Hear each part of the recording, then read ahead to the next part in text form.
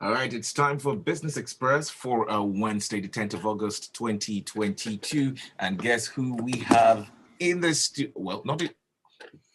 Rotus is in for a Wednesday morning. For the next 15 minutes, it's all good. Good morning, Rotus. Good morning, Victor. Good morning to you. Good morning to all our listeners out there. Yes, Y'all, good good to to be have with you you. all. Good to have you on the show Hey, today. Rotus. Hey, morning. All right. I saw this story and we'll be looking at it, by the way. Nigeria, South Africa visa beef is costing air peace. My goodness.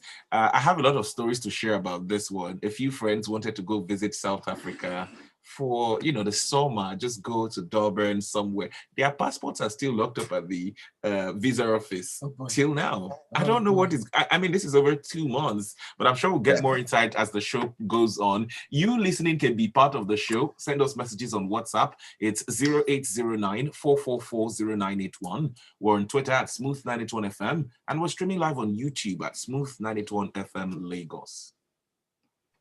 Yes. All right, so Rotus, let's get into what is going on here and the fact that Airpeace had to come out and say we're suspending flights. We can't do this anymore. Yeah, it's also jet fuel. The cost of jet fuel is also impacting Airpeace. So it became just economics 101 for them as far as profitability is concerned. So you've got the fact that, as Victor has accurately said, because that's the same story I have with somebody else that I know who wanted to take his family on vacation to South Africa. Passports for all of them were locked up for months. And then the office is no longer here. If you want to apply for a visa in South Africa, you've got to go to the consulate in Abuja. So if you don't Abuja, it's become, I think they closed the Lagos office because of COVID or something, and they still haven't reopened it. So the consulate, you have to fly. So you've got to pay to fly all the way there. You've got to do in-person interviews. You can't just drop off and mail it. So you have to go physically. You've got to interrupt your work, your schedule, whatever it is you're doing. And the South African consulate, for some reason, they've just held up Nigerian passports for a long time. And actually, let me quickly add this. To be fair, I don't know if it's tit for tat, but we're doing it as well. We have a career coach that joins us pretty often on personal finance and sometimes Business Hub in the afternoons. And if you're listening, you can catch those shows at 5:15 p.m. on Tuesdays and Wednesdays. Vumile Nsweli, she lives in Johannesburg. She's the CEO of a consulting firm, and she's South African. She's trying to come to Nigeria, I believe, next month or the month after. She's been telling me she's had visa issues as well. So maybe it's the Nigerian government retaliating, but both ways. South Africans seem to be having issues getting visas to come to Nigeria. Nigerians are having issues getting visas on time to go to South Africa. So as a result of that, Airpeace just calculated the numbers. They're like, okay, our South Africa routes, we are not carrying as many passengers. The flights aren't full. And the reason why the flights are not full is because Nigerians who are trying to go to South Africa, like Victor in his example, they're not getting their visas on time. So when we fly, we're flying with a plane that is not full to South Africa. You add the high cost of jet fuel, which is expensive for them to even fly anyway. And the math did not add up. They're like, why are we flying all the way here when people can't get visas? Fuel is expensive. So we'll just suspend the South Africa routes for now until this beef has been going on for a while. You know, there was that xenophobia thing, how many years where they were attacking, well, they weren't attacking Nigeria. Still ongoing. It was all non-South African businesses that were there. There were, I don't know what's going on, but this is something to where you've got a minister of foreign affairs. You've got, you should sort these things out and, get it, but nobody seems to have done anything. And so what's the impact? If you are a Nigerian, and Nigerians have businesses everywhere. If you have a business in Africa, you've got issues getting there. As Vic said, if you want to vacation there, that's a problem. I mean, the impact spreads, So as it is, I know it's not so compulsory to go to South Africa. Just release the passports of these people who went all the way from Lagos to Abuja, like you said, at the consulate office there to submit these passports in person. And after a few weeks and a few months, because weeks became months and it continued counting, give them their passports. They can look for, some other destination. Right. But no, that's not the situation there. And that's an annoying thing. By holding passports for too long, you are impeding their ability to go somewhere else, right? Mm-hmm. So, there you have it. It's a problem. So that's, I'm not, Airpeace is the only one that's announced this now, but I'm not sure how many other options the average Nigerian has here to go to, unless you are using South African Airlines or maybe Ethiopian Airlines, another airline that will get there. And then, so yeah, it's a problem that doesn't need the jet fuel. We can't help that one, but this delay, you've got to get it sorted out, as quickly as possible, so that you have more people, because it's impacting the profitability of your airlines. So, yeah. Well, if you booked yourself a flight on that airline, you can either go before the 22nd or after the 9th of October, because that's 60 days in the making. Exactly. All right, let's talk about diesel hike and how the NRC is going to or has already reduced Lagos-Ibadan trips by 67% Rotus. Yeah, see, this is the second time the Punch is coming out with this, a story that's impacting the Railway Corporation, government-owned, of course. The first time they had a scoop on this, they said that I think it's Warri, Takpe, or Jalkuta stations were reducing their commutes because of terrorism. There was an attack, I think, last week, Monday or so. This is after that Kaduna route, that famous terrorist attack that happened. There are still people who are, under being held in kidnapped. Some of them have been released. There was the video of them being flogged. So they were already reducing their routes to other destinations, but for the terrorism part. And I remember I said at the time that terrorism is one thing, diesel is another. And I was asking, I openly question. I was like, do these trains run on diesel or petrol? And it's diesel now. It's been confirmed that they run on diesel. So now the Lagos-Ibadan Express, the Lagos-Ibadan route, they've now reduced that by about 60-something% because of the cost of diesel. And it's very interesting. The Punch correspondent that spoke with the MD or so of the NRC asked him about whether they will move prices, because that's what the aviation folks are facing as well. If diesel is going up, you've got to protect your profit margins by raising your prices. Now, the impact of that is that people might choose not to fly or choose not to use the train, but so be it. You got to do something. The airlines, they're free to do that. They've already raised prices. If you check your average price now, flying around Nigeria, it's gone up by double or whatever.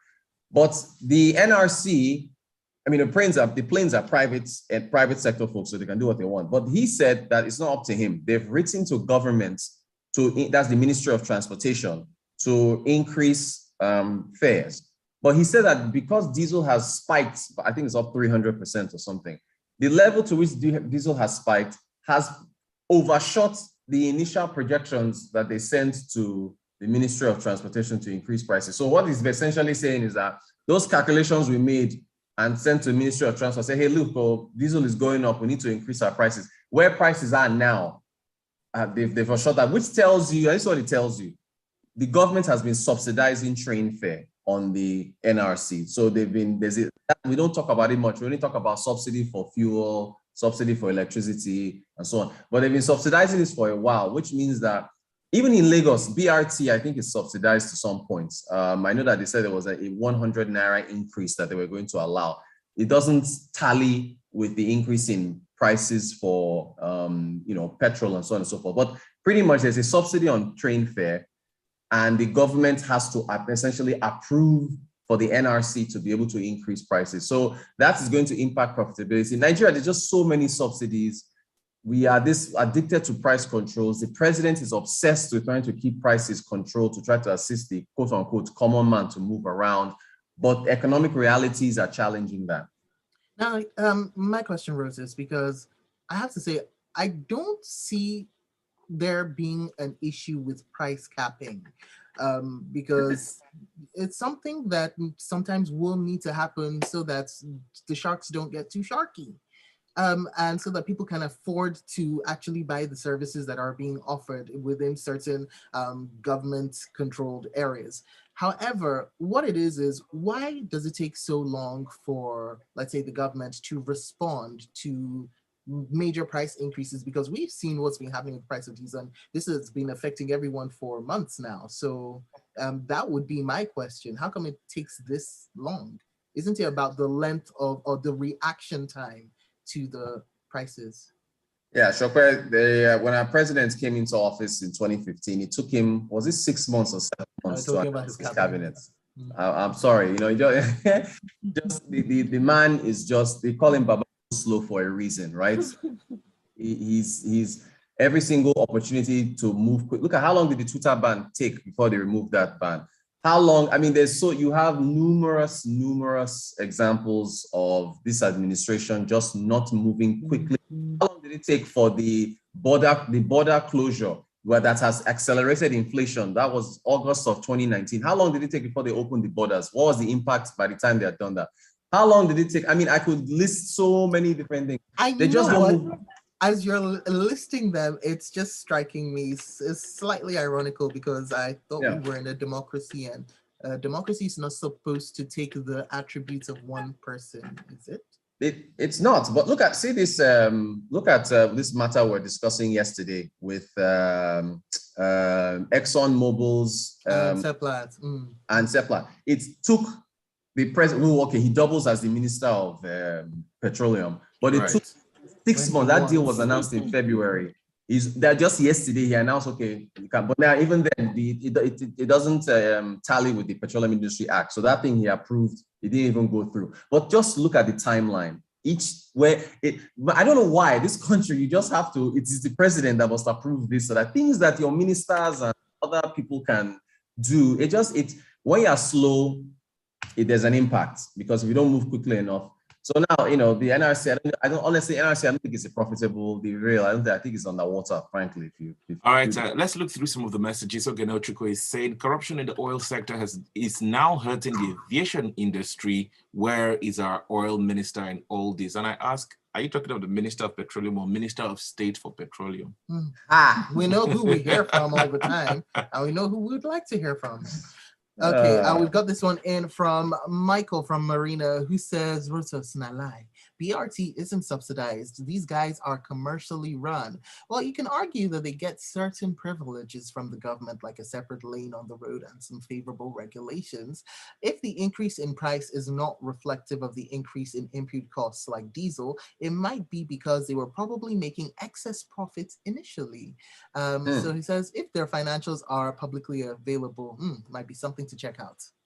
I have the number of the CEO MD that runs BRT. I'll ask again, but at last that 100 naira increase that they approved, again, it came from Lagos State. Why would Lagos announce an increase in price of BRT of 100 naira when it tells you that it's a state that is in control of prices. So again, no problem. I'll go back and look, but to my understanding, that's also being subsidized. Okay, that's right. And Benga Komu is in, says, where do we find good news in Nigeria? My fear is that the government is not acting fast enough to arrest the drift of the country. The women of Team Nigeria, the Commonwealth. Thank you. I was about to say that. Thank you. I was literally, what's her name? Musa.